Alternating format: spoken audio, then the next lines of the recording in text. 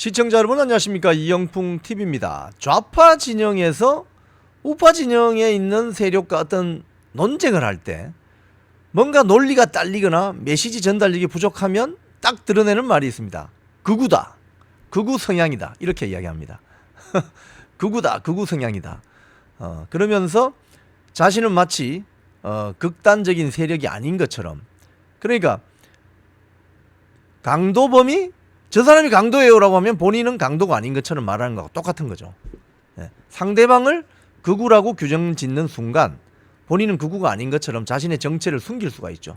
저기 사기꾼이 가요, 저기 강도가 가요, 저기 불났어요 이러면 그 말을 하는 본인은 강도도 아니고 도둑도 아니고 불도 안 나는 거죠. 그런 식입니다.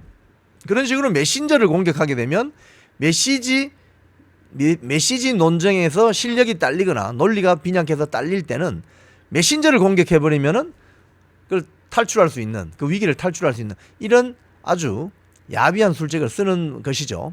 지금 오늘 그 조선일보 사설에요, 이런 게 있습니다. 태영호 전 의원 있잖아요. 탈북 외교관 출신 태영호 씨. 사설, 태영호 향해 좌익이라던 민주당 1년 만에 극우라고 부른다. 극우라니. 이런 제목의 사설이 떴습니다. 사설 내용을 보니까 민주당 원내대변인이 지금 태영호 전 의원이 지금 요번에 민주평통 사무처장에 임명됐죠. 그래서 태영호 전 의원을 뭐라고 이야기하냐면은 극우주의로 똘똘 뭉친 사람. 윤석열 대통령이 탈북 외교관 출신인 태영호 전 의원을 기용한 것은 민주평통을 극우들의 놀이터로 만들려는 것이다. 그런데 사설에서는 이렇게 제기합니다. 이 사람이 극우가 도대체 무슨 뜻인지 알고 저런 소리 하느냐. 응? 왜? 민주당이 1년 전만 해도 그 태영호 의원을 빨갱이 공산당 부역자라고 표현했다는 거예요. 즉 빨갱이 공산당 부역자라고 표현하면 그건 좌익이잖아요. 좌익. 그래서 태영호 의원이 북한인권재단 출범을 가로막고 있던 민주당을 향해서 민주라는 이름을 달 자격도 없는 정당이라고 비판하자 온갖 막말을 쏟아냈습니다. 당시에 목숨을 걸고 탈북한 사람이 어떻게 빨갱이일 수 있나, 이런 막말을 한 것으로 지목된 민주당 당시 의원은 본인은 전대협 출신입니다. 전국대학생협의회 80년 중반부터 90년 초까지 NL계 주체 사상을 맹신하는 자들이 모여서 만든 학생운동권 단체죠. 전대협은 김일성, 김정일을 추종하는 그룹이 주도했다.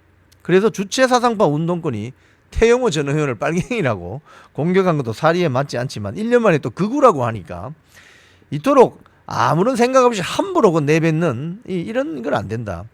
그러면서 조선일보 사들이 이렇게 이야기합니다. 극우라는 것은 자유를 혐오하는 전체주의, 집단주의, 궁극주의, 인종주의 성향이다. 자, 자유를 혐오하는 전체주의 체제가 어떤 체제가 있습니까? 스탈린의 소련 소비에트 공화국, 마오의 중국, 그리고 북한의 김일성, 그렇죠? 뭐 캄보디아 폴포트 뭐 등등 많습니다. 궁극주의는 뭐가 있습니까? 일본 제국주의, 그죠? 궁극주의잖아요. 군이 다스리는 나라. 뭐 북한의 김일성 체제, 그 다음에 뭐 독일 나치, 뭐 히틀러, 뭐 이런 거, 그죠? 인종주의 성향을 가지는 건 또 뭐 어떤 게 있습니까? 독일 나치가 대표적이죠. 게르만 민족이 어쩌고 저쩌고 하잖아요. 그래서 유대인들 막 학살하고. 자, 극우는 나치즘이 대표적이다. 그런데 태영호 전 의원은 김일성, 김정일 일가의 전체주의, 집단주의, 궁극주의와 자유 탄압을 피해서 탈출한 사람이다. 이런 사람이 어떻게 극우가 되느냐, 이 이야기입니다. 인종주의자도 아니고 민주적 질서와 절차를 무시한 적도 없고, 민주당은 김일성 민족 운운하며 전체주의, 집단주의, 궁극주의로 북한 주민을 노예로 삼은 김정은 집단을 비판해야 정상이다. 이렇게 조선일보 사설은 말하고 있습니다. 민주당은 태영호 전 의원을 향해서 쓰레기라고 한 바도 있습니다. 또 97년 망명한 황장엽 노동상 비서를 인간 쓰레기라고 한 것이 그 시작입니다.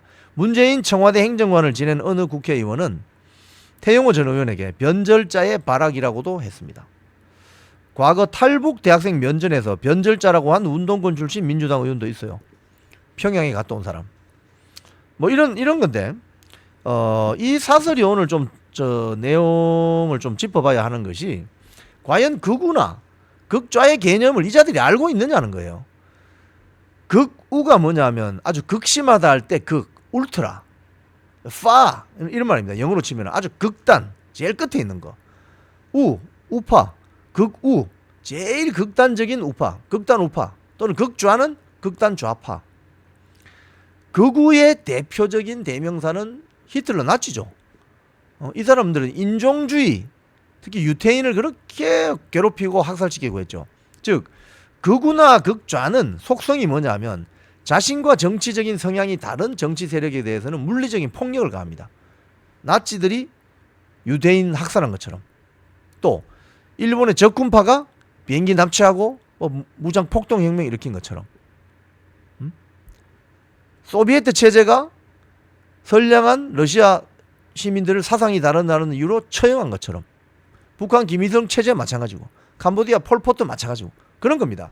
그런데 이 극우라는 말을 뭔 말인지도 잘 모르고 자신과 이 논쟁하다가 논리가 딸리면 극우다 이렇게 하면 이건 아주 곤란한 거죠. 한마디로 무식한 겁니다. 그거는 무식하고 무지한 겁니다. 그런 측면에서 오늘 조선일보에 송재윤 캐나다 맥메스터 교수가 글을 기고한 게 있어요. 이건 제가 내일 일요일 라방에서도 직접 설명해 드릴 예정인데, 북한은 극우의 나라, 주사파는 극우 세력. 이거 재밌습니다.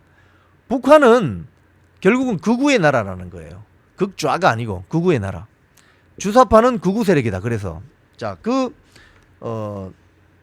어떤 근거가 이런 이야기를 합니다. 여기 보면 북한의 이데올로기를 분석한 브라이언 마이어스라는 교수가 있는데 2010년 자기가 쓴 책에서 가장 순결한 인종, 이게 책 제목입니다. 가장 순결한 인종. 1945년 이래 조선노동당의 선전물을 분석해 보았더니 오늘날 북한은 극단적인 외국인 혐오증, 배타적 인종주의, 순혈주의적 민족 주상주의에 매몰된 극우 파시스트 정권이다는 결론을 낼 수 있다. 그래서 1980년대 대한민국 대학가에서 위대하신 수령 김일성 동지를 민족해방의 장군님으로 추정했던 주체사당파, 주사파가 학생운동권을 장악했다는 사실은 당시 북한식 순혈주의가 남한에도 먹혔다는 이야기죠. 그래서 북한 체제는 극좌 세력이 아니고 극우 세력이다. 그러니까 제가 아까 말씀드린 것처럼 본인이 극우니까 야, 너 극우지, 이런 식으로 자신의 정체를 숨길 수가 있다는 거예요. 자, 특히 이제 나치 이야기를 하면서 게르만족의 인종적 순혈성을 지상의 가치로 내세웠던 독일의 제3제국 나치 정권이 극우였다는 점에는 이론의 여지가 없다, 이렇게 이야기합니다. 마찬가지로 김일성 민족의 순혈성을 찬양하는 북한 정권은 극우로 분류될 수밖에 없다. 그런 측면에서 인종주의. 북한의 김씨 왕조가 극우 정권이라면 1980년대 90년대 초까지 김일성을 추종했던 주사파 학생운동권은 극우 세력이라고 할 수밖에 없다. 그럼에도 주사파들은 주체사상에 대충 공산주의를 얽어부려가지고 자신들이 극좌 세력이라는 코스프레를 했다는 거예요. 냉전의 이분법 속에서 한국 언론은 주사파까지 진보 세력으로 분류하는 언어적 오류를 범해왔다. 주사파, 극우 세력을 진보 세력인 것처럼 언론이 다뤄줬다는 거예요. 학생운동 한다고. 그게 지금 오늘날의 이 결과를, 이 참사를 빚고 있다는 겁니다. 자, 태영호 전 의원에 대해서 극우라고 분류하는 그자들, 누구를 추종하고 있습니까? 아마도 북한 김일성 체제 또는 김일성 주사파 이데올로기를 신봉하는 자들은 아닌가요? 태영호 의원이 자유를 위해서 김일성 독재 정권을 탈출해온 사람에게 어떻게 극우라고 할 수 있습니까? 이런 점은 도저히 이해할 수가 없고, 태영호 전 의원의 민주평통 사무처장 임명을 어떤 해방 놓기 위해서, 기스 내기 위해서, 까기 위해서 어떤 그런 표현을 쓴다면 그건 참말로 한마디로 무지몽매한 표현이다, 이렇게밖에 볼 수가 없겠습니다. 지금까지 이영풍 TV였습니다.